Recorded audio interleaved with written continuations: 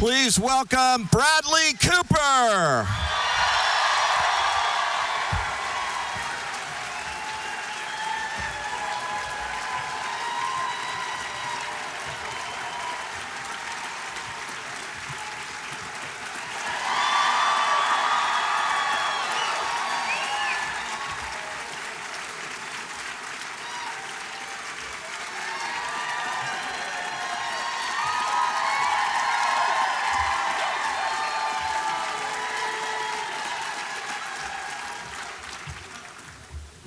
All right, they like you. They really like you. Bradley, you know, that reel, I have to say, is an extraordinary look at your career, I thought. And the music that played there is the Oscar Peterson Trio, music inspired by Leonard Bernstein called West Side Story. And Roger Derling, who you just met here, picked it out and said he thought this was so appropriate because it matches your career so well. The energy of it, everything about it. And I thought, it's an amazing look. What did you think? You're seeing your whole life flash before you there. I mean, I just have to give it up for Roger Derling and what he just did. Really. I mean, it's just incredible, Roger. I'm blown away. I love how unorthodox it is. It's very Leonard Bernstein. Yeah. And when I looked at it, I thought, this is perfect because Maestro itself is very unorthodox. It's not a typical biopic in any way. It's a story of a marriage, of a relationship, and as I said here, powered through his music, which plays such an important part there. That's what you wanted to do, I guess. Yeah, absolutely, and that's why it felt so in keeping with it. We really wanted to make a movie that was scored to Leonard Bernstein's music in a way that it could expose people to just the breadth of what he was able to, give to us. Yeah. What do you feel when, have you been to Santa Barbara's Film Festival before? I think, yeah. I was here for A Star is Born and I think Silver Linings Playbook. All right, yeah, this is the best crowd in the world here. That's the best area in almost the world. Yeah. You really make a fella feel good. Thank you. Man, when you look at that, though, and you look at, I could recite all these. In fact, here, let me show you something. So, I pulled this off Wikipedia. Oh, boy. You don't have to. This please, God. This is 39 pages of the list of awards and nominations received by Bradley Cooper. It is extraordinary, and a testament to you and the kinds of movies you pick, except one. When I went through this, you also, early on, it might have been your first award that you received, but it was the Golden Raspberry Award. Yes, with Sandra Bullock. I shared with her. Sandra Bullock, yes, as worst proudly. Screen couple. Yes. In All About Steve. That's right, yeah. That's right. And that was the same year that she won the Oscar for Best Actress. The next day. Yes. And I think she showed up in person. She did. Yeah. Yes. You didn't. I would have. Yeah. Well, everything else on here, do you remember that movie at all About Steve? Of course I do. Oh, yeah. I met Ken Jeong on that movie, who played Mr. Chow, and yeah, I love that movie. And I made a friend in Sandra Bullock, who's an incredible human being. I love that movie. Yeah, Thomas Hayden Church, I met him on that movie. Yeah. That's amazing. Well, all of this is testament to what you've done here. But I want to mention, we talked about all the Oscar nominations for Maestro. So well-deserved and all of that. Thank you. Thank you.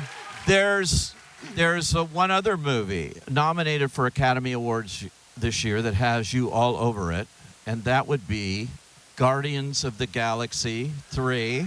Yes. Yeah. In which you play Rocket the Raccoon, and it is up for special visual effects. Right. Yeah. If ever, that's Bradley Cooper too, for sure. That's an incredible team, and James Gunn's brother, who plays it, he does the physical actions for the actors during the film, but the filming process. But I love Rocket Raccoon so much.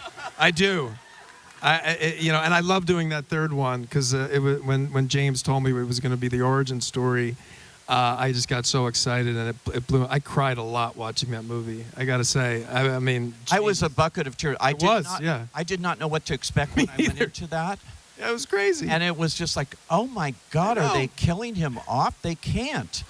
Oh, the little raccoons, my God. All of that. But that's fun doing that kind of voiceover. Oh, it's the greatest. Yeah, and James is wonderful. And we would do it like a play, actually. And we were trying to figure out how best to do it, because I do the voice after the movie's already been shot. And first they would show scenes, and then eventually James would just read all the other parts, and we would do it like a play. And it was actually really fun. That's amazing. And, you know, you've done 3 films, several kind of special video things, TV specials as Rocket Raccoon, and also you did another movie, a little movie called The Avengers, the 2 biggest grossing movies at the time. This is quite the franchise for you. Yeah, no, it just kept on giving. Couldn't believe it, yeah. We made the first one, never in a million years that I think I would play it for over a decade. Yeah, it's crazy. You never know what's going to happen. Let me take you back. I mentioned that this is your 25th anniversary of your first job in front of the camera. I believe it was Sex and the City. Wow, I didn't know that. That was 1999. Wow. If I did my math right, it's 25 years. Wow. Is that hard to believe? Yeah, I'm getting older. Yeah. That's what I was thinking. I was like, shit, I've been around, dude. It's crazy. Yeah, you feel young. It's like, yeah, but it's like, I'm not young. Yeah, I'm not. It's just a fact. Yeah. But, you have been around on all of this, and you've done a lot of movies and a lot of things, supporting roles in the beginning. You were the best friend of everybody in the business. Yes. So true. Those kind of roles and things. But tell me about Sex and the City. I'm curious, how did you get a job like that for your first job? Oh, I auditioned for it. And at that time, Pete, I didn't really realize that you could ever get the job. Honestly, I thought that I had a job. I was a doorman at the Morgan Hotel, and then I was I was lucky enough to audition. And I remember when I got the call to do it, I was terrified, because what do you mean? I'm actually going to have to do it? And I couldn't drive a stick shift, so they sent me to Modell's driving school, and I was just terrified. And I still messed it up, so they had somebody else drive the car in, and I just had to do this, pretend that we stopped. And but it was really fun. And Sarah Jessica Parker was incredible. But I still remember it. I was Jake the downtown smoker.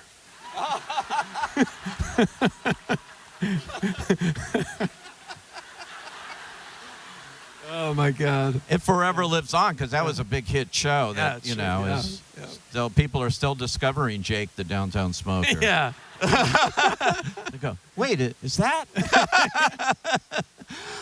Did you always want to be an actor, growing up in always Philadelphia? Since I was 11. Yeah. It was movies. There was a movie theater. Our backyard was train tracks and a movie theater, and then I grew up in just outside Philadelphia, and yes.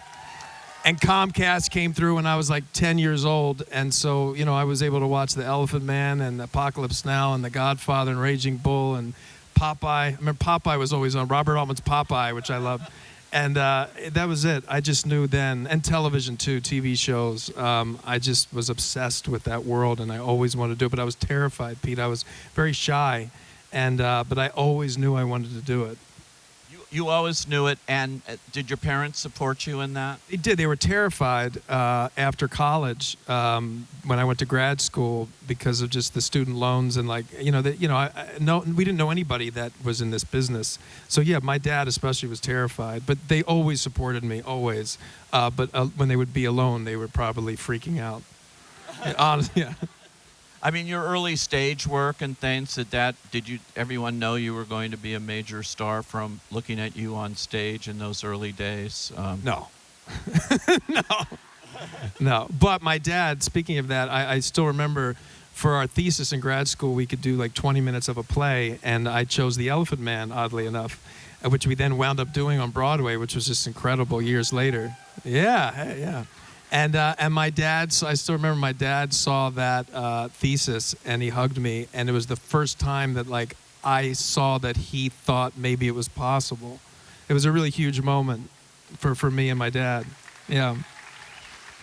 And he was definitely right. You got a Tony nomination for The Elephant Man. You played it for about a year, I guess. Yeah, we did it in New York. It originated in Williamstown, because I was terrified that maybe it would look, because it was kind of a leap to do that role, and I thought, let's just see if it's horrible, we won't go. But then it worked out, and we did it in New York, and then we went to London and did it all throughout the summer at the Haymarket, a great theater there. It was incredible. You know, when you were starting out, and I looked at your early credits, and many of those movies I've seen, Failure to Launch, all of those that you did, I'm thinking, well, this guy's going to be a comedy star. You're going to do so much comedy. And then, of course, The Hangover. Can I just interrupt for 1 second? I met Pete so many years ago, and he is one of the nicest human beings in this business. No, really.